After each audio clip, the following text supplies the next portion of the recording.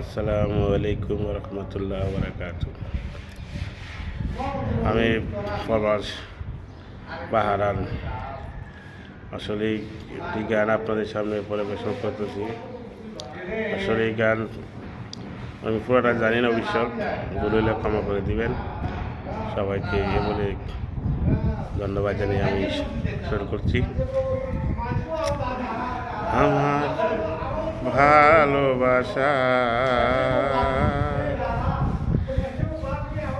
আমারই দিন গলি তুই ফিরে এলে দে, আমারই ভালোবাসা ফিরে এনে দে। আগেরই দিন গলি কেন তুই